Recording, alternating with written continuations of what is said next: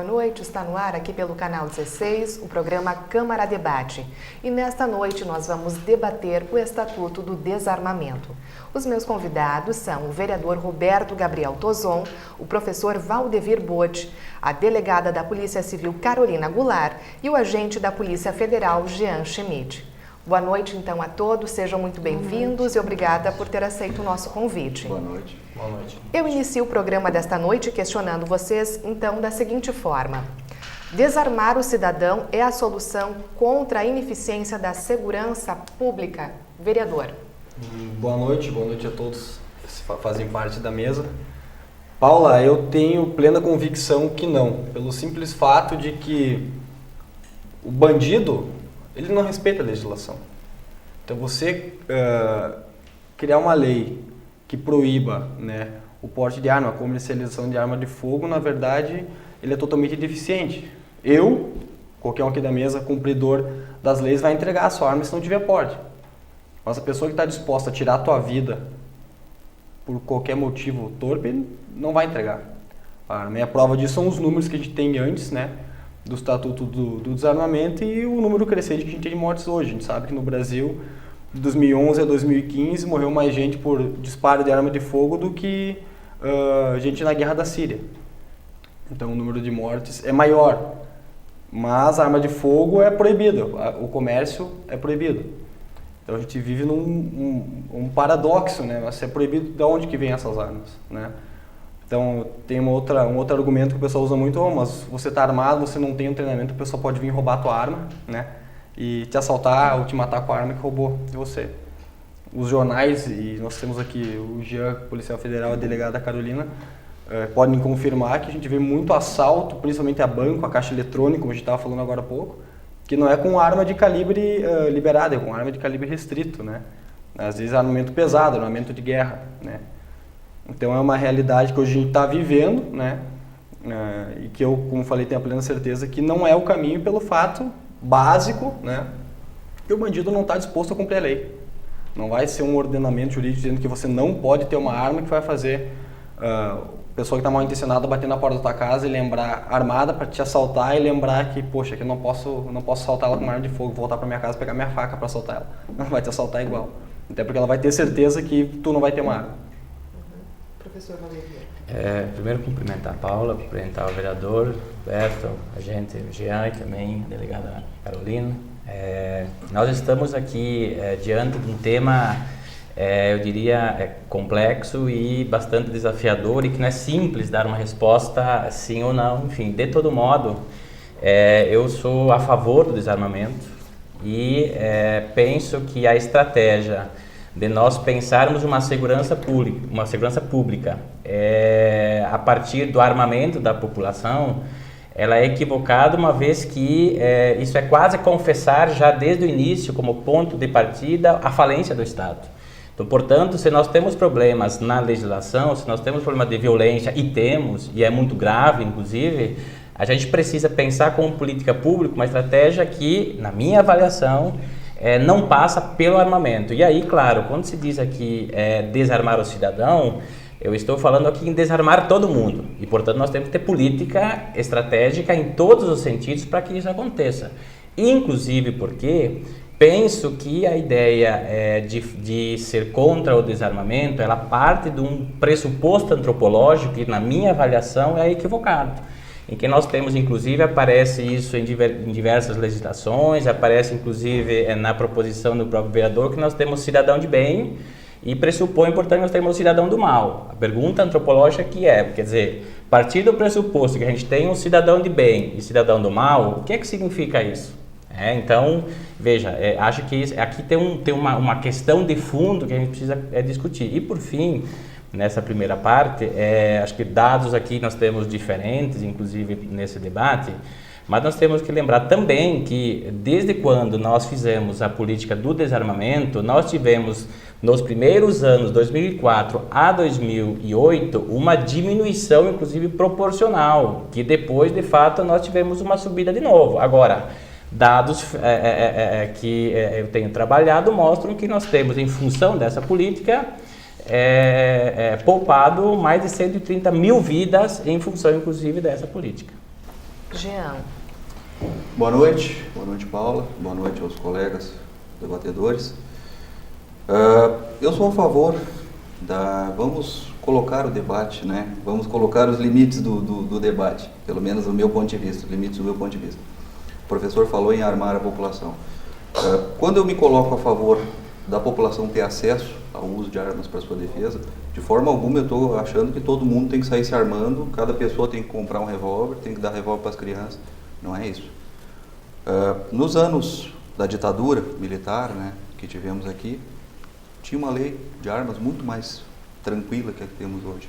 Praticamente todo cidadão de bem poderia ter a sua arma e o porte era uma contravenção. Se a pessoa fosse flagrada numa situação de porte, isso era uma contravenção penal, não era nem um crime. E não tínhamos os 60 mil homicídios que temos hoje. Claro que não é só por isso, né? Eu sou contra o desarmamento porque eu acho antidemocrático. Ele é típico de regimes autoritários. Quase todos os regimes de exceção que tivemos notícia no planeta começaram desarmando a sua situação. E o último exemplo é a Venezuela, aqui do lado. Desarmou a sua situação e, por incrível que pareça, a lei de desarmamento da Venezuela foi inspirada na brasileira. Então já veio o caráter despótico da nossa lei. A Venezuela desarmou a população e agora está lá, massacrando em praça pública a sua própria população. E essa semana passada estava se divulgando vídeos de o governo armando uma milícia privada para se defender. Então a história mostra que o desarmamento sempre serviu para isso, para que não se incomode o poder. Não é por segurança pública, não é para evitar assalto, para não se incomodar o poder. Um outro raciocínio, o professor falou na questão antropológica, é que eu entendo que só um caráter, tem um ditado que diz que Deus fez os homens, uns fortes, uns fracos, Samuel Colt igualou a todos, que é o inventor do revólver, das primeiras pistolas. Por quê? Uma mulher de 50 quilos jamais vai ter força suficiente para um combate pessoal com um homem de 110. Ela não tem a menor chance de defesa. Se ela não tiver um instrumento que dê a ela capacidade de defesa. A arma faz isso. A arma de fogo faz uma mulher de 50 quilos abater um homem de 110 antes que ele se aproveite dela. Estatísticas do mundo inteiro mostram que, se das civilizações, países mais armados, os índices de estupro, de agressão à mulher, até de briga entre vizinhos diminuem. Porque tu pensa duas vezes em brigar com o vizinho enquanto tu sabe que ele tem uma arma. Né? Então se cria um respeito. Tem um general americano que fala que ele usa uma arma como instrumento de civilização. Ele não usa arma para agredir ninguém, ele usa arma para que ninguém agrida ele, para sua defesa. E para encerrar esse primeiro bloco aqui, para a gente até para não me estender demais, eu coloco assim, a ausência, o desarmamento total e absoluto de todo mundo vai favorecer o predomínio do mais forte, o predomínio do mal intencionado, o predomínio daquele que por força física ou por algum artifício vai se prevalecer sobre os outros. Coreia do Norte, por que hoje está o mundo inteiro preocupado com a Coreia do Norte? Porque o ditador da Coreia do Norte vem investindo em armas que têm um poder de destruição absurdo. Aí está todo mundo olhando para a Coreia do Norte, porque ele tem um poder. Se ele abrir mão daquelas armas, todo mundo esquece a Coreia do Norte e ele desaparece. E um último caso, já teve vários casos aqui de exemplos de defesa. Teve duas senhoras, uma em Esteio, na cidade que eu cresci, e uma em Caxias. As duas exatamente o mesmo quadro. Senhoras idosas tiveram sua residência invadida. Ambas abateram o assaltante com um revólver que era dos seus falecidos maridos. Ambas ficaram vivas porque tinham uma arma. Então é isso que eu defendo, que o cidadão tem o direito de se defender. Eu não defendo que todo mundo ande armado. Quem não quiser, quem não se sinta bem, quem acha que não tem os instrumentos psicológicos necessários, não se arme. Essa é a verdadeira democracia no meu entendimento. Delegada Carolina. Bom, cumprimento os demais debatedores e a minha posição não é nem contrária e nem a favor do Estatuto. O que eu sou contra é pensar a ilusão de que armar a população é uma política de segurança pública, né? Então, armar a população não vai solucionar o problema de criminalidade no Brasil, né? Então, essa história de que a polícia não consegue dar conta no combate à criminalidade, então vamos armar a população. Não, isso não está certo, né? Nós temos que trabalhar no sentido de melhorar as polícias como um todo, colocar mais policiais na rua. E essa é o pensamento para combater a criminalidade, não é armar a população. Então, essa história de que armar a população vai diminuir a criminalidade de maneira alguma.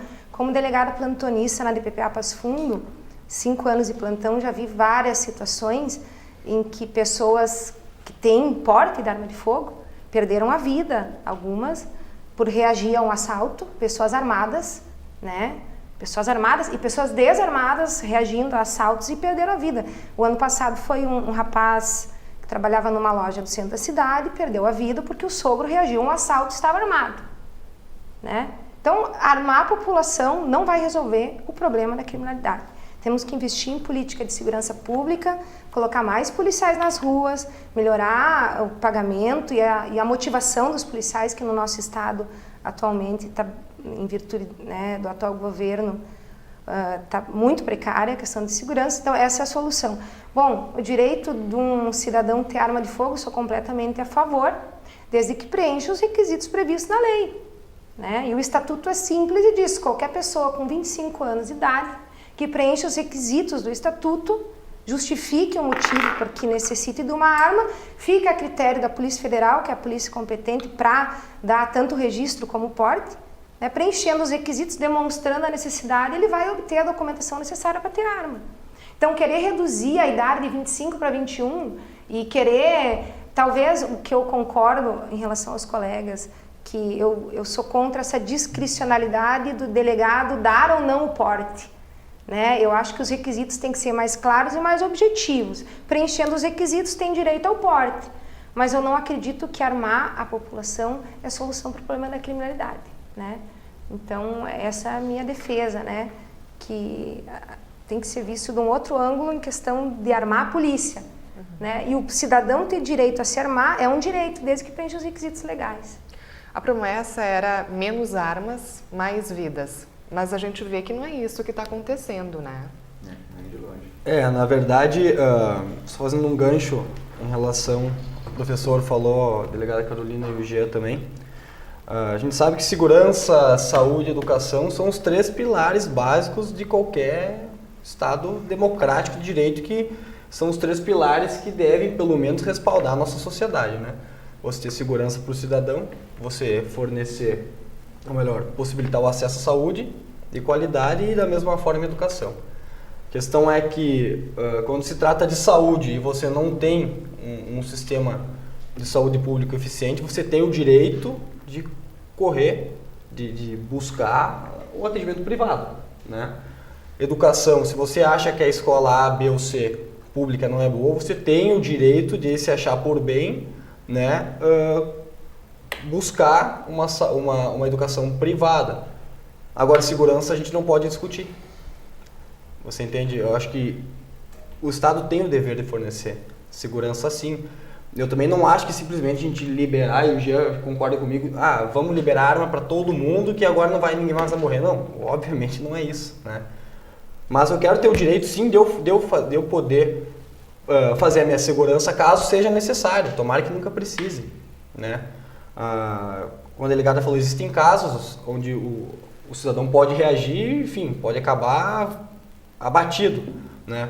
Eu até um dia estava conversando com o Jean, pessoalmente, formalmente, falei, eu prefiro, se eu houver um caso de sequestro, morrer tentando me salvar do que ficar na mão de uma pessoa que eu não sei quem é, que às vezes está sob efeito de alguma substância, alguma droga, alguma substância química, que ele vai decidir se vai puxar o gatilho, vai me matar, ou se ele vai disparar sem querer, vai acabar com a minha vida. Então, se for para morrer, vou morrer tentando pelo menos me defender, defender minha família, defender onde eu estou, né? Esse é o meu posicionamento, é o jeito que eu tenho de decidir pela minha vida, né? Se eu vou reagir, se eu não vou reagir, se eu vou ficar quieto, se eu não vou, se eu vou ter a minha arma, ou se eu também não vou ter a minha arma, né? Também não defendo um armamento até os dentes da população, e muito menos que, como eu sempre falo, a gente chegar na loja de conveniência ali do posto de gasolina e do lado da latinha de refrigerante tem uma munição de 38 e do outro lado tem uma 9mm para mim comprar. Não é isso, né? Sabe que no Walmart nos Estados Unidos tu vê no na prateleira do leite tem os calibre 2. Para comprar, mas não é isso que eu acho que é o certo. Agora, como a própria delegada falou, a gente respeitar critérios objetivos, que na verdade já existem em lei, mas que existe sim um poder discricionário, né? Tem que existir, eu tenho que ter esse direito de, pô, cheguei, fiz um exame psicotécnico, fui positivado no exame, passei no exame psicotécnico, fiz o exame de tiro, também fui aprovado, não tenho nenhum passado, nem ficha corrida, nada. Posso ter meu porte de arma? Daqui que eu tenho que eu quero exercer meu direito. E não chegar mas, ou um talvez, ou veja bem. Não, é um direito que eu tenho e que eu quero que seja respeitado. Se você acha que não é o caminho certo, tudo bem, respeito. Eu com a minha arma na cintura e você sem a tua. Beleza. Então, acho que tem que ser por aí. O que a gente bate muito na questão da revogação do Estatuto do Desarmamento, que ela prega muito, é que hoje a lei é não conceda arma. Na regra geral é não conceda, porém temos exceções. É isso que a gente é contrário. Que não seja a regra geral, né? Mas que você possa de fato ter acesso, mas com a exceção que seja o contrário. Se você tiver ficha corrida, você não pode. Se você não passar no psicotécnico, você não pode. Né? Se você não for apto fisicamente, você não possa ter. E não exatamente o contrário, que é o que acontece hoje. Mas talvez, vereador, talvez um elemento importante outro mito eu também não acho que vocês defendam que qualquer um possa chegar na loja, eu não acho isso. Eu seria irresponsável pensar que sim, quem defende está achando que compra um brinquedo. Não é isso. O que a gente tem conversado e é a minha posição efetivamente, quando você não tem um controle mais rígido sobre esse processo, não é que aconteça isso que estão falando, mas é que você facilita um processo de circulação de armamentos em que você foge do Estado, inclusive o controle. Então, primeiro isso, para acabar com o mito, e segundo, acho que um pouco a pergunta que a Paula faz, tem que checar esses dados. Não é bem verdade que nós tivemos um aumento vertiginoso mesmo com o desarmamento. Eu insisto aqui. Depois de 2003, quando começou em 2004 a ser implementado, nós tínhamos 36 mil homicídios. Nós caímos para 34, inclusive, nos 3 anos sequentes. Depois de 2008, a gente teve um aumento de fato, e depois de 2012. Inclusive, eu posso usar o mesmo argumento. Eu acho que nós temos um limite, inclusive, de implementação dessa lei.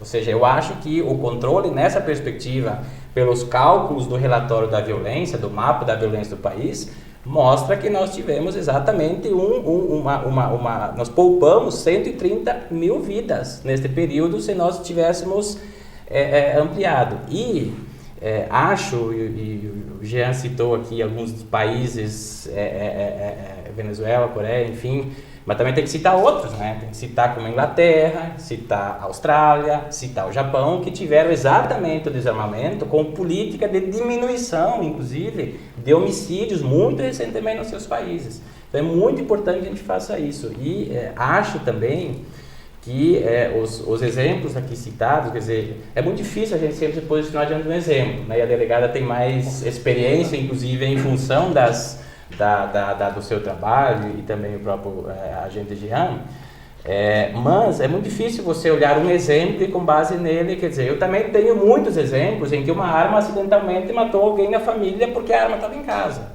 Agora, eu sei que esse exemplo ele não é suficiente para mim fundamentar uma opinião, como no caso aqui o exemplo de 2 mulheres porque se eu ficar no exemplo específico, de fato a política mais ampla ele fica um pouco mais complexo. É claro que os exemplos em base e as estatísticas aqui são fundamentais, mas penso também que, insisto aqui, eu acho que a estratégia da gente pensar uma segurança pública nessa perspectiva, ela efetivamente parte de 2 pressupostos muito complicados, né? E acho também, vereador, que não é verdade que que o cidadão não pode pensar na sua segurança. Ele pensa hoje. O que a diferença da opinião é que para fazer a segurança ele não ande armado, ele não tenha porte de arma fora dos quesitos que a lei já diz, para pensar no seu processo de segurança. Agora, hoje todo mundo pensa na segurança, todo mundo faz a segurança, todo mundo toma medidas, inclusive porque a segurança ela é um princípio fundamental, né? Nós lidamos aqui com um dos direitos fundamentais que é a vida, né? Eu tenho uma questão, assim, várias vezes já falaram sobre esse paradoxo. Vamos armar a população para melhorar a segurança pública. Aí até o pessoal que defende o armamento costuma fazer uma brincadeira. Eu uso um casaco para me proteger do frio, eu não quero acabar com o inverno. Segurança pública é um problema de Estado, o Estado tem que pensar nela. Mas não é regulando a arma de fogo que vai diminuir a criminalidade. Eu tenho alguns números aqui, por exemplo, o estado americano de Vermont, lá na divisa com o Alasca, é o terceiro estado menos violento. E é o estado que praticamente não tem lei nenhuma para arma. Um rapaz de 16 anos pode comprar arma, é livre o porte, pode fazer o que quiser. Vermont, nessa situação, tem um índice de homicídio 0,6% por 1.000 habitantes, por 100 mil habitantes, a mais que a Inglaterra, que é totalmente desarmado. Quer dizer, nós temos um estado absolutamente armado, com um índice de criminalidade muito semelhante a um país completamente desarmado. Então não foram as armas que criaram a criminalidade. No Brasil, os estados mais armados do Brasil são os que têm menos violência. Aqui, se eu pegar um comparativo, o Rio Grande do Sul é um dos estados mais armados do Brasil e é o 23º em números de homicídios, de mortes violentas intencionais. Em compensação, o Ceará é o 4º menos armado, é o 2º mais violento. Alagoas é o 19º menos armado, é o campeão absoluto de violência. Então não são as armas legais que causam o crime. E aí é onde talvez o meu pensamento encontre com o da delegada e quem sabe até com o do professor. A gente, quando fala em revogar o Estatuto de Desarmamento, nós não estamos querendo partir para um liberou geral, entendeu? Todo mundo corre para as montanhas e vamos nos armar. Não, o que a gente quer, como a delegada muito propriamente colocou, é acabar com o critério discricionário. Hoje nós temos uma aristocracia na questão do porte de arma. Hoje a decisão do porte de arma, ela é centralizada numa delegacia como Passo Fundo, por exemplo. Aqui a gente não tem esse problema, aqui a gente tem uma mentalidade até pela tradição do Estado e da cidade, uma cidade que já guerreou, né? Aqui a gente não tem essa mentalidade de desarmar a população. Mas se chegar hoje aqui um chefe que queira desarmar, que acredite que desarmando vai reduzir a violência. Tem 123 municípios na circunscrição. Então essa pessoa vai poder desarmar pessoas de 123 municípios numa canetada. É isso que a gente não acredita. É isso que a gente não aceita. Por exemplo, um colega meu, agente de Polícia Federal, ele está no Canadá fazendo um curso na área de segurança pública.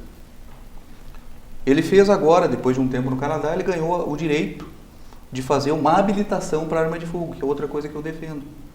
No Brasil se faz a exigência de critérios bem rigorosos para se habilitar alguém a conduzir um veículo. Com certeza, o veículo pode causar dano e tal. Algumas coisas até meio fictícias, como o tal do simulador, umas coisas que ficam meio até fantasiosas. Mas se exige e acredito que possam incrementar um pouquinho a segurança. Mas tu não exige uma habilitação para arma de fogo. Tu não exige que a pessoa passe por um curso, como acontece no Canadá, de 16 horas, onde ele vai aprender como funciona a arma, o que ele vai fazer, principalmente o que ele não vai fazer com essa arma, medidas de segurança para serem tomadas dentro da própria casa, né? Assim como a delegada eu tenho a arma, a minha mulher é policial civil também, nós temos arma dentro de casa, temos um filho de 7 anos. Então a gente tem que lidar com isso. Meu filho, quando ele quer, ele me pede, eu desmunicio e dou minha arma para ele. Olha, tira a curiosidade. Resultado, tem 2 armas em casa, ele não pede para olhar nenhuma. Esse ano ele me pediu para olhar uma vez. Porque acabou a curiosidade, acabou aquela mística, né? Que antigamente tinha, não, esconde em cima do guarda-roupa. Não tem nada que um moleque de 7 anos não ache. E é isso que eu acho que deveria ter. Então, assim, chega a ser paradoxo. Eu não quero diminuir, eu não quero acabar com a lei. Eu acho que os critérios de exigência psicológica são muito razoáveis, de teste psicológico. O critério de teste efetivo, de manuseio e uso da arma de fogo é muito razoável. E eu acrescento mais. Deveria ter, sim, um credenciamento teórico. As pessoas deveriam ter que se submeter a um treinamento teórico de noções de segurança. Eu sou instrutor de tiro. Sempre quando eu vou fazer uma instrução, primeira coisa, se é uma instrução de turma, assim, que leva mais de um dia, um turno é sobre funcionamento, tipos de arma e segurança. Depois a gente vai para o stand da tiro, que é para as pessoas saberem o que elas estão fazendo. Então eu acredito que isso poderia assim, até ser incluído na lei. Mas o que a gente é contra é isso. É dizer, não, eu tirando a arma das pessoas eu vou acabar com a violência. Essa semana passada em Passo Fundo teve aquele episódio do sequestro. O rapaz já tinha sido preso 2 vezes com porte ilegal de arma e matou a senhora. Matou não, graças a Deus não matou. Mas atingiu a moça com uma arma ilegal. Ou seja, ele nunca teve dificuldade em ter arma. Ele sempre teve arma. E provavelmente ele nunca preencheu os requisitos para ter uma arma legal.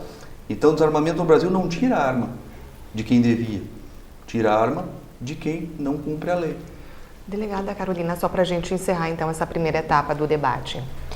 Então, a minha opinião vai de encontro com o do Jean, que Passo Fundo nós estamos com quase 30 homicídios. E acho que eu não tenho bem certos dados, porque a delegada Daniela é da Delegacia de Homicídios, mas que eu me lembre, que me recorde, talvez um deles foi ocasionado por pessoa que tenha o registro da arma, né? Então, o homicídio cometido com arma de fogo é por pessoas que não têm porte, que não têm registro da arma, são armas ilegais, e o principal motivador dessa crescente onda de violência não é o cidadão ter ou não ter arma, é principalmente o crack, né? Que é a nossa droga do século, e que vem ocasionando a maioria dos homicídios aqui, são acerto de contas entre usuários e traficantes, entre a própria criminalidade do município. Então, sempre tem uma vinculação. Então, os nossos homicídios da nossa cidade, que são os que eu posso falar, sempre tem uma vinculação ou com o tráfico ou com a criminalidade, e não são causados por cidadãos que têm porte de arma de fogo, né?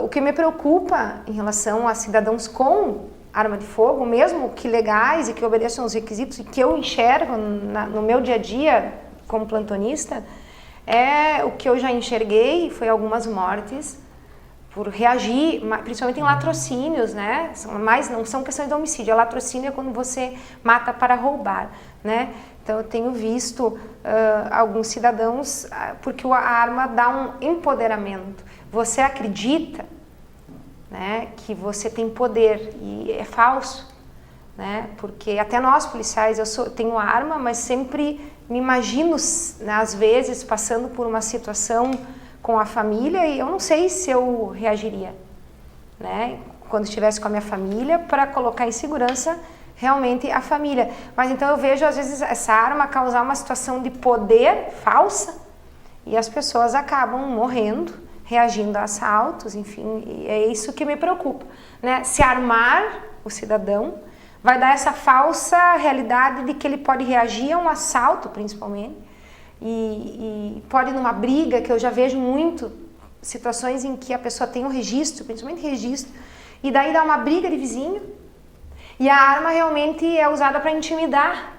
E aí acaba havendo disparo de arma de fogo em via pública, e que às vezes não acontece algumas tragédias com pessoas que têm, né, nessas situações de briga de vizinhos. Eu já vi algumas situações que só não deu situações piores porque, né, não deu acaso. Mas então a arma dá essa sensação de empoderamento, e isso que me preocupa, né? Ok, então a gente vai fazer um rápido intervalo, e no próximo bloco nós continuamos debatendo um pouco mais sobre o desarmamento no Brasil.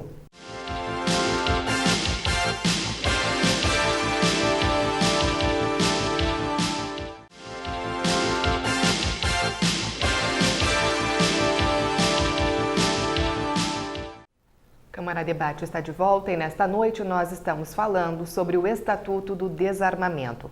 Os meus convidados são o vereador Roberto Gabriel Tozon, o professor Valdevir Bode, a delegada da Polícia Civil Carolina Goulart e o agente da Polícia Federal Jean Schmidt. No bloco anterior encerramos então a primeira etapa de debates falando do empoderamento que a arma dá ao cidadão. Era o que a delegada comentava. E esse assunto acabou gerando uma grande discussão no intervalo. Vereador, então, o que o senhor falava para a gente agora no intervalo? Vamos trazer aos nossos telespectadores um pouco mais desse debate, o empoderamento da arma.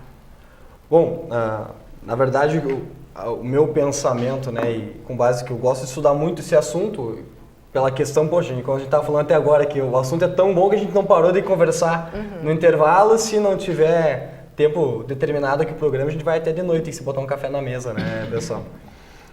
Eu acredito muito que, como a delegada falou, a arma te dá um empoderamento, você passa a ser mais forte, mais tudo que a outra pessoa. Agora, o fato que a gente vê muito, principalmente aqui no Brasil, as pessoas geralmente sacam armas para ameaçar outras e acabam muitas vezes por nem desferir tiro nem nada. Mas o pensamento que eu tenho é que é muito simples você na posse de uma arma de fogo, que é um instrumento que pode acabar com a vida de outra pessoa, e você sabendo que a pessoa que está à sua frente, ela não tem o mesmo recurso que você, que é a tendência no Brasil, você puxa uma arma e ameaçar a vida dela. Agora, se eu for discutir com a delegada, um exemplo, não que eu vou fazer isso, tá, Carolina? Mas vou discutir com ela. E eu sou louco a ponto de puxar uma arma, eu sei que ela vai ter uma arma para me revidar. Eu só vou sacar essa arma se eu estiver disposto a atirar nela, e eu não vou fazer isso. Agora, se eu vou atirar, vou discutir com o professor e eu sei que ele não tem, e eu sou mal intencionado, pode ser que eu saque e ameace ele. Se eu souber que ele tem o mesmo mecanismo de defesa que ela tem, eu vou pensar 2 vezes. E a gente vê isso, tem inúmeros exemplos, a gente costuma comparar muito com os Estados Unidos, né, com países fortemente armados. Se você pegar a Carolina do Norte, o estado do próprio Texas, né, que tem placas anunciando que as pessoas ali têm armas e que não é para roubar e fazer nada de errado ali. Mas vamos comparar com outros países. Você pegar o Uruguai, nosso vizinho Uruguai, é o país mais armado na América do Sul. E também é o mais seguro dos países da América do Sul. O Brasil, que menos tem armas, juntamente com o Paraguai, são os 2 mais violentos. Menos tem armas legalizadas. Legalizadas, exato. Isso leva ao encontro também de uma questão que eu tinha notado antes que nós estávamos conversando aqui, professor. Me remete muito àquela questão do governo Sarney na década de 80, quando começou a querer tabelar o preço dos produtos nas prateleiras. Vocês lembram que os fiscais do Sarney, né? Eu era pequenininho, mas como eu gosto da economia, eu gosto de puxar isso. O que aconteceu? Teve um fomento muito grande do mercado negro. Então as pessoas deixavam de vender na prateleira para vender no mercado negro. E isso acontece com a arma de fogo. Por que um cidadão mal intencionado, uma pessoa que está disposta a comprar uma arma para dar um tiro, para assaltar, ou simplesmente por ter, sem ter curso nenhum, sem nada, ela vai gastar todo o tempo que tem. Eu sei porque eu estou fazendo, tentando tirar meu porte de arma agora, curso de tiro, várias horas com aula teórica, como o Gia disse, aula técnica, treinamento psicológico, vou ter que ter um gasto grande por conta disso. Se eu posso ir do lado comprar uma arma fria por meia dúzia de reais sem ter treinamento nenhum, sem nem saber atirar. Acontece muito de disparo acidental. Primeira coisa no curso de tiro que você aprende, não bota a arma no gatilho se for para te atirar, senão tu não bota o indicador na arma. A gente vê muitos casos que, como a delegada falou, o cara está às vezes com um crack na cabeça ali e vai te assustar com a arma e acaba disparando na tua cabeça e te matou. Ele nem sabe o que ele está fazendo com a arma na mão. Mas e se o outro estiver armado, ele não vai ter, nessa condição, perder a cabeça igual no seu exemplo? Como assim? Se ele tiver sob efeito, por exemplo, da drogadição, e se você me assalta e eu estou armado, a sensação tende a ser a mesma ou pior, na minha avaliação. Mas você tem a chance de se defender. Tem a chance de matar ele primeiro. Exatamente. O procedimento, não, eu tô dizendo que a não relação pode ser mais violenta do que a anterior. Pode, mas eu concordo contigo, pode ser, mas aí entra na tua liberdade, DG. Pois é, eu falei, eu sou um que se eu entender que eu posso reagir, eu vou reagir sempre.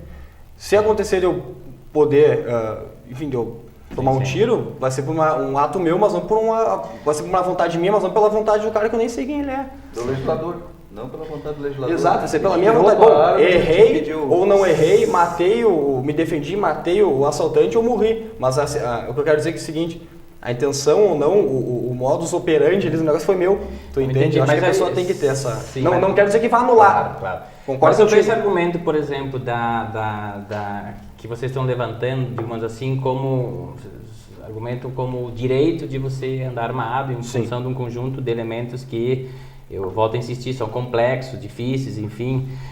mas se isso se configura como um direito nesse argumento, como é que a gente vai fazer com a pessoa que não tem condições de comprar uma arma? O Estado vai dar uma arma para todo mundo? Vai dar por família? O Estado vai dar, e aí não pode dar nem para o homem nem para a mulher, porque pode ter uma desavença entre os dois, e os dois têm direito de se defender. Teríamos que ter ao menos umas 2 armas, inclusive, porque a violência dentro de casa é um fato que nós conhecemos, inclusive no Passo Fundo. Aí entra uma questão do Estado máximo e do Estado mínimo também, né? Sim, mas qual é a... Quem defende, por exemplo, essa política de segurança? Como é que a gente vai fazer? Porque vocês argumentaram no início que a tendência é que a gente elitiza com essa lei o acesso. Mas no inverso, a gente, na minha avaliação, elitiza também. Por quê? Porque as pessoas, muitas delas, pensam um país hoje com 14 milhões de desempregados, não tem dinheiro para comprar o leite, como é que vai fazer? Se as pessoas têm direito de andar armado, eu quero ter o meu, mas não tenho dinheiro. Como é que faz? Na verdade, o país chegou muito nesse ponto, muito pela mentalidade do Estado máximo, né? Se não fosse isso, a gente não estaria na situação que a gente está, na minha concepção. Sim, mas qual é a... Chega num paradoxo aí, professor. Aquilo que a gente falou no início, a gente não está defendendo que todo mundo vai ter o programa Minha Arma Minha Vida do governo. Que vai ser Mas isso não é elitizado aí, só vai ter quem tem dinheiro? Mas só vai ter arma quem puder ter condições de pagar. Aquilo que a gente estava falando. Esse é o detalhe, o problema né? é assim, como todo bem de consumo, tem muita gente que está desempregada que queria ter uma televisão de LED, queria ter um carro. Não é o caso da educação e saúde, por exemplo, do Então, vereador. o que acontece? Só tem direito a se defender tem acesso à quem saúde tem e dinheiro educação. no Brasil. Se você não tem acesso Hoje, à às vezes, segurança, nem ele. Quem tem direito de se defender dentro da lei é quem tem direito de comprar uma arma de 4, 5, 6, 7, 8 mil reais, fazer um curso de tiro que custa 3, 4, 5 mil reais, pagar todas as taxas do porte que custam um lugar mais. pra deixar a arma à Enfim, noite. são 10 mil reais. Então, só quem tem 10 mil reais tem direito de ter armas legalizadas. Quem não tem 10 mil reais para ter armas legalizadas tem que comprar ou não tem arma, ou compra no mercado negro uma Paralelo, arma né? e aí responde Mas por então é que nós assim- teríamos por essa lógica também que acabar com escola particular e com saúde privada. Não, Não, é diferente. também, A diferença é que eu diferente. tenho, se a saúde é um direito, eu tenho que garantir o acesso ao Perfeito. SUS a todo brasileiro. Ele pode não querer, agora tem que ter direito ao acesso. Então, que a educação é a mesma coisa, você conhece a lei. Então, a lógica aqui no armamento teria que ser a mesma. Então, eu faço o quê? Eu compro uma arma menor, mais baratinha para o cidadão que não tem condições de comprar. Só para ter uma ideia, professor, Como é que eu uma faço? arma hoje, a arma que eu uso no meu trabalho, que é uma pistola Glock, é uma das consideradas, é polêmico, né? Atirador se mata se falar que ela é melhor que as outras, mas enfim, é uma das armas mais adequadas, mais seguras e tal. Essa arma no Brasil hoje, o governo proibiu, não pode mais importar. O cidadão não tem mais direito de ter essa arma para sua defesa. Um monopólio. Porque o governo diz que não, tu não pode mais ter essa Ainda arma. bem. Tu vai comprar da indústria nacional, que são armas que atiram sozinha quando cai no chão. Tá? Essa pistola nos Estados Unidos custa em torno de $300. $300 na cotação de hoje dá um pouco mais de R$1.000, ou em torno de R$1.000. Uma pistola no Brasil, o vereador está vendo, custa R$4.000, com qualidade inferior. Por quê? Monopólio, carga tributária. O governo mandou. Então o Estado cria um problema quando ele encarece o preço da arma e depois o Estado usa esse problema para ficar, não, ninguém pode ter arma porque é muito caro ter arma. Não. Assim como o Estado libera tributo de medicamento, o Estado libera tributo de áreas nas quais ele quer intervir, então ele que libere o tributo da arma, ele acabe o monopólio, porque não precisa, aí é questão do liberalismo, não precisa incentivar uma fábrica de arma para vir instalar no Brasil. Se tu acabar com a restrição e baixar a carga tributária, elas virão. E o cidadão vai ter o direito. Mas não seria só o caso da compra, é um pouco o que a delegada está dizendo. E mais, quem mora numa casa que mal e mal tem uma fechadura que vocês conhecem, como é que vai fazer para guardar a arma quando vai trabalhar? Você está compreendendo? Quer dizer, a lógica aqui essa proposta, e eu li inclusive o parecer do relator da lei. Na minha avaliação sobre esse argumento, não é o único, eu acho que a gente teria que ampliar um pouco o debate na lógica do que significa uma segurança pública. A delegada, inclusive, deu exemplos aqui de quais são os nossos problemas, mas sobre essa lógica, na minha avaliação, lendo o parecer, ele é um mecanismo, inclusive, de elitização e de proteção dos chamados cidadãos de bem, que eu discordo completamente, inclusive o relator usa isso no seu argumento.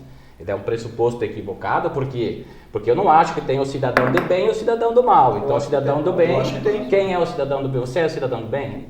Todos nós aqui somos. Não. O cidadão do bem é que não infringe as leis, que não comete crimes. Apontar uma arma para alguém para tentar ter um ganho financeiro? Não, eu tô O senhor não vai fazer isso, o senhor trabalha. Não, calma. O cidadão do mal Mas não é quem quem trabalha. aceita infligir dano a outro para não ter que trabalhar, para ter uma vida tranquila. Bota a tua Por que vida que em se dia? chama criminoso de vagabundo? Eu acho que esse é um popular? argumento um pouco de classe. Quer dizer, daqui a pouco o da classe baixa não é o cidadão de bem, por esse argumento. Não, o senhor está trazendo para o lado classista. Não tem nada de Mas é classista. que quando Eu você vai conheço dizer do muito- o trabalho não é, se eu sou desempregado, não significa que eu sou cidadão do mal, que é o seu Não, mas é exemplo. que cidadão Mas do ninguém mal tá que nós dizendo queremos. isso. É que foi São seu exemplo, pessoas, não é Não, do não foi mal, exemplo. são pessoas O senhor que tá fazem da entendendo errado. criminalidade o seu meio de vida. Pessoas que Entendeu? se Tá, dedicam. mas E que daqui a cada pouco- vez essa população no Sim. Brasil, ela está nesse sentido, professor, em crescente. Eu já ouvi. Né? Mas vocês São- nunca cometeram um erro? Não, mas esse é diferente. uma coisa. Erro é bater o Sim, carro mas- no estacionar, erro é Não. deixar cair uma criança. Pois é, mas eu Botar um sempre maço na digo cabeça assim, de alguém e exigir dinheiro não é erro, professor. Daqui a Isso pouco é eu crime. fui o cidadão de bem até hoje, mas daqui a pouco no trânsito eu perdi a cabeça, certo? O que pode acontecer? É da dimensão humana, da dimensão Sim. topológica. e daqui a pouco eu cometo um erro, uma falta, e daqui a pouco, a partir de hoje eu sou um cidadão. Eu continuo insistindo, é equivocado esse argumento. Porque o senhor acha que a pessoa que vai lhe assaltar, é um assalto que ela vai cometer? É um erro?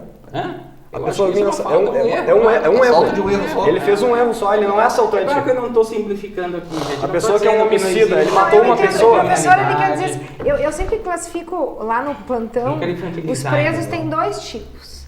Existem criminosos que fazem do crime o seu modo de vida, estelionatários, estupradores, assaltantes.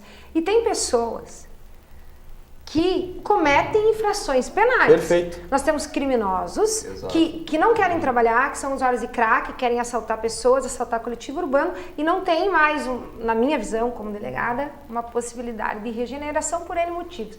E tem pessoas que chegam muito no meu plantão, professor. Pessoas que estavam dirigindo e beberam, cometeram um crime, embriaguez ao volante.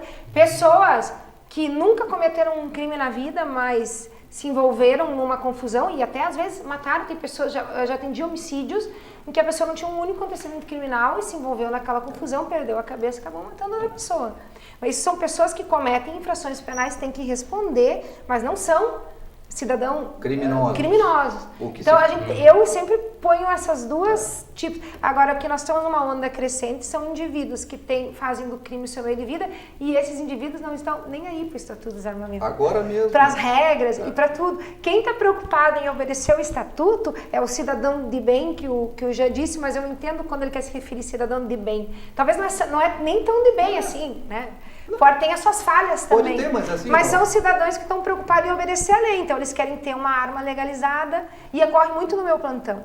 Cada vez mais a Brigada tem apresentado pessoas que eu não vou chamar de cidadão de bem porque cometem infração penal. Sim. Mas agora, só no último ano, que eu me lembre que eu fiz em flagrante, nos meus plantões, eu já fiz 3 flagrantes por posse de arma de fogo. Né? A posse de pessoas, de 3 homens, que eu não vou chamar de cidadão de bem, mas são pessoas que não tinham um único antecedente criminal e estavam armadas, com armas ilegais. Eu lembro que era um comerciante de um bairro da cidade que disse: delegado, eu já fui assaltado 3 vezes.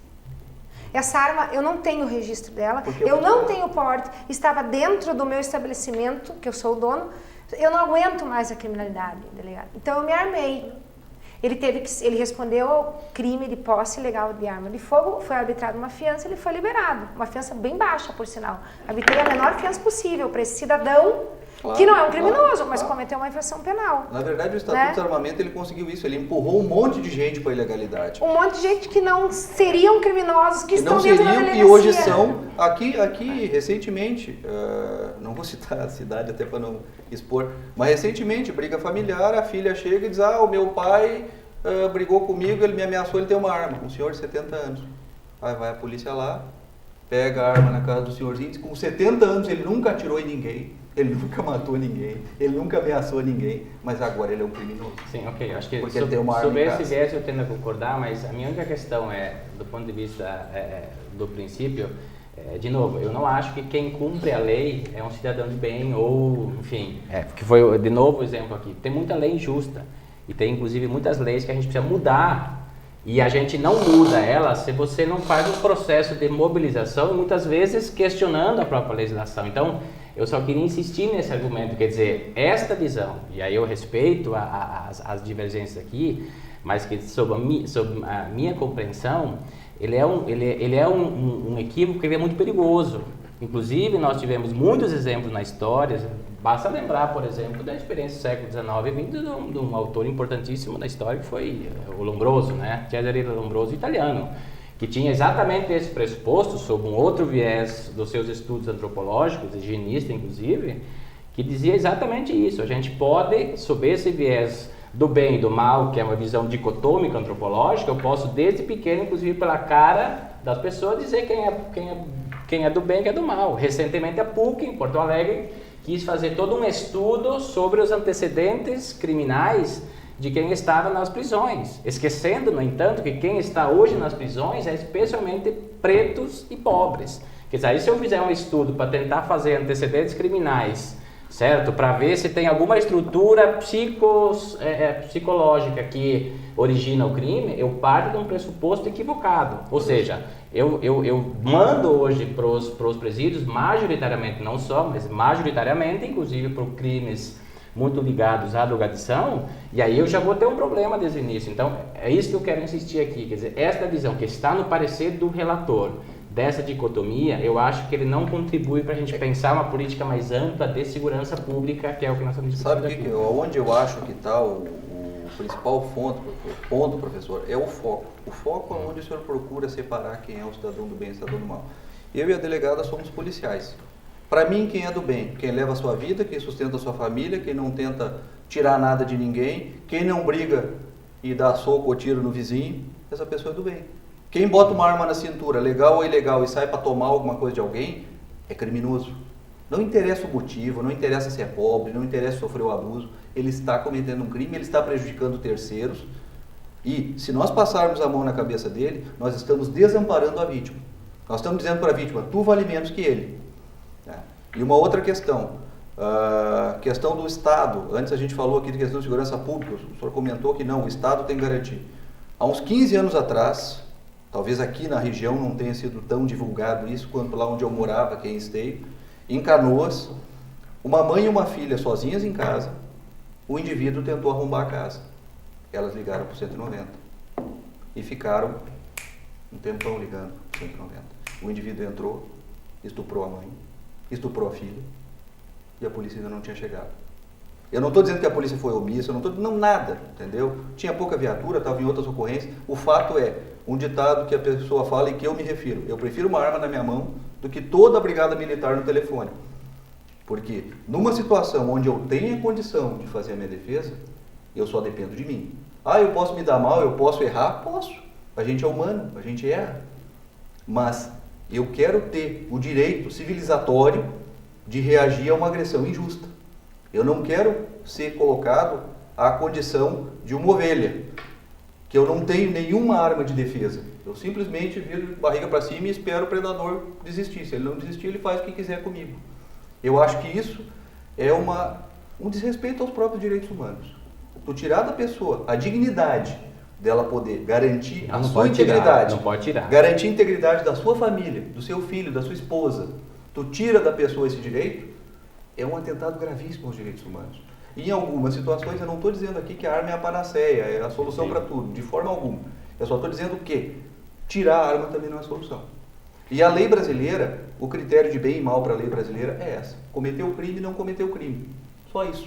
Eu já tive, provavelmente a delegada muito mais que eu, pela vivência dela em plantão, pessoas que eu investiguei e vi que só se dedicavam ao crime o dia inteiro, quando preso, conversando com ele, perguntei, tá, mas por que tu faz isso? Ele, tu acha que eu vou trabalhar num posto de gasolina para ganhar R$1.000 por mês?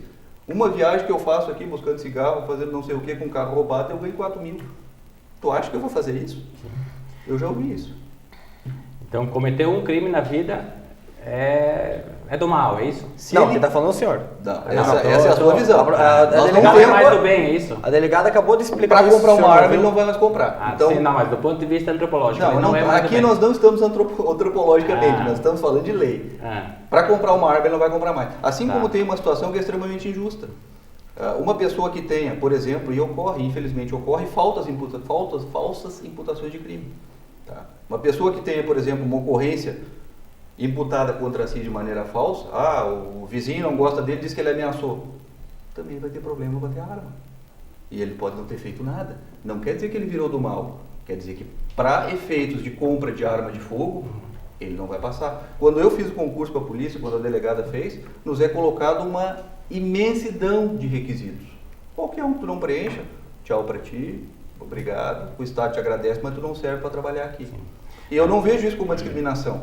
São critérios objetivos. Atingiu? Beleza, tu passa para cá. Não atingiu? Desculpa, tu não passa. Sim. Não, talvez, desculpa se eu estou falando um pouco demais. Para a gente encerrar, para a gente muito encerrar o rápido debate. aqui, acho que uma questão importante que, Jean, você levanta aqui, que eu concordo com você. Eu não defendo que a gente não tenha o direito de se defender e defender a própria vida. Isso é um direito clássico, certo? Ele é um direito que a gente não pode abrir mão. certo? A gente defender a vida, defender a família, não é isso que está em questão. A questão é como a gente vai fazer e qual é, e aí discutir de novo o exemplo específico é sempre muito complexo, né? Porque a gente pode aqui, você não viveu o momento, enfim, a questão é como você vai fazer isso, certo? Qual é o procedimento como política pública? Aí dialogando com o vereador, anteriormente levantado esse argumento, veja, eu não defendo o Estado máximo no sentido de que o Estado pode fazer o que quiser. Pelo contrário, eu acho que o Estado ele tem que ser fiscalizado e tem que ser transparente, certo? Então, agora, o que eu acho é que é dever do Estado, e ele pode ser máximo nesse sentido, de garantir direitos. E aí sim, aí ele precisa criar os mecanismos de garantir isso e a segurança como um direito. Agora, não um Estado autoritário que pode fazer o que quiser. Ele tem que ser transparente, ele tem que ter vigilância da sociedade e ele precisa ter critérios transparentes, inclusive para discutir a complexidade da violência contemporânea. Eu acho que aqui tem um outro tema, que daria um outro programa, que é, quer dizer, o elemento do desarmamento, ele se põe numa conjuntura em que nós temos hoje um rol, digamos assim, da conflitividade social muito complexo, que eu acho que o Estado está longe, inclusive, de responder no sentido, como é que vamos enfrentar, por exemplo, a drogadição, que é um dos exemplos. Como é que vai fazer isso? Eu acho que a polícia não está preparada, a universidade não está preparada, a escola não está preparada, as igrejas, quer dizer, eu acho que aqui nós precisamos ampliar um pouco a discussão no sentido de como é que isso dialoga com uma política mais ampla. O vereador disse que tem mais uma colocação. Isso, só para completar, eu tinha feito umas anotações quando eu estava falando dos países, que a gente compara muito com os Estados Unidos e tudo mais. Eu vi que o senhor falou da Austrália, do Reino Unido, eu tinha falado do Uruguai. Eu tenho alguns dados que, quando eu fiz um artigo sobre o desarmamento, eu estudei bastante e levantei. O Reino Unido, por exemplo, que é praticamente a Inglaterra, principalmente, é totalmente desarmada, é muito difícil ter acesso à arma. Ela possui uma taxa de crimes violentos 4 vezes maior que os Estados Unidos. 125% mais vítimas de estupro por ano que os Estados Unidos. 103% mais vítimas de assalto e agressões graves que os Estados Unidos. Possui a 4ª maior taxa de arrombamento e invasão domiciliar da União Europeia e a 2ª maior taxa de criminalidade da União Europeia. Te apoiando aí, Tozão. Aqui é um quadrinho que mostra relação de países com mais quantidade de armas e maior número de homicídios. É exatamente o oposto do outro. Não quero dizer aqui que espalhar arma para todo mundo vai acabar os homicídios. O que eu quero dizer é que associar a posse de armas pelo cidadão que cumpriu os requisitos legais à criminalidade é uma das falácias mais sérias que já se criou nesse país. E aí que se leva a esses equívocos que redundam no Estatuto de Desarmamento que tem hoje. Onde as pessoas não podem ter a sua arma. E a própria Austrália também. Na verdade, a Austrália implantou a política do desarmamento depois de uma chacina que aconteceu em 1996 numa faculdade, se não me engano, uma coisa assim, um maluco lá saiu metralhando todo mundo. Mas depois que houve o desarmamento da Austrália, a política de desarmamento, o governo gastou mais de $500 bilhão para desarmar a população, enfim. A Austrália é um país extremamente desenvolvido com um nível cultural muito alto. Depois do desarmamento, os homicídios por arma de fogo subiram 19% e o assalto a mão armada 69% na Austrália. Recentemente. Em 5 anos após o desarmamento, a taxa de assaltos aumentou 54% e a de estupro 11%. Tem que ver o ano. Bem. Então, não, 5 anos após o desarmamento, a taxa de assaltos aumentou. O desarmamento foi em 96. É que a política do desarmamento ela não tem impacto imediato em muitos países. Para a gente agora sim encerrar, a delegada também tem uma colocação rápida. A minha colocação é que eu sempre falo, é o meu discurso sempre, tanto em debates com esse tema, tanto em sala de aula como professora universitária, e é o meu pensamento. O que eu gostaria de ver é não vou dizer, eu queria uma sociedade mais preocupada com questões muito mais graves que armar ou não. Nós temos a questão da corrupção. E eu tenho, a minha luta é, se todo o dinheiro da corrupção fosse investido em segurança pública, nós precisaríamos nos armar? O cidadão de bem? Então, eu acho que o combate à corrupção é uma política pública de melhorar saúde, educação e segurança, né? Eu acho que o foco no nosso país hoje tem que ser isso, o combate à corrupção. Tá? Se todo esse dinheiro que está sendo desperdiçado por políticos de todas as esferas fosse investido realmente no nosso país, em contratar policiais, em melhorar a saúde. É só a única pergunta que eu faço: o cidadão de bem ia ser necessário se armar? Se nós tivéssemos mais 3.000 policiais no Rio Grande do Sul, com um efetivo, falando em Passo Fundo, no centro da cidade, dobrar o nosso efetivo, aí sim nós íamos diminuir a criminalidade. E não é se armando. Essa é a minha luta, né? O foco no nosso país hoje, né, tem que ser, nós temos bons políticos e nós temos uma imensa maioria de maus políticos, e não só maus por ser corruptos. Políticos que não sabem empregar o dinheiro público e que só pensam, às vezes, no seu próprio benefício, não por corrupção, por cargos. Nós temos inúmeros cargos públicos, enxugar a máquina pública, né, poderia melhorar muito a saúde e a educação, só enxugar, né, e combater a corrupção. Essa é a minha luta, é o meu discurso, né, que às vezes o armamento a gente discute, eu acho, concordo com os colegas, nós temos direito a se armar, mas o foco melhor, queremos melhorar e diminuir a criminalidade, não é só armando, é diminuindo essas questões políticas, né? E nós podemos fazer isso em esfera municipal, nós podemos fazer isso em esfera municipal investindo na guarda municipal, não é armada, mas ela já, como é que eu digo? Né? Já inibe. Então, imagina mais na esfera municipal, que aqui é um debate a nível municipal, né, com o vereador, se nós colocássemos mais agentes municipais nas ruas, em horários diferentes à noite, também já inibe no centro a anarquia, a criminalidade, mesmo eles não tendo armados. Então, é isso que eu queria ver, né, como policial, eu acho que o Jean concorda também comigo, e o professor também, e o próprio vereador, né, pessoas mais comprometidas na política, pensando mais nessas questões e melhorando nesse sentido, investindo mais no que é necessário. Né?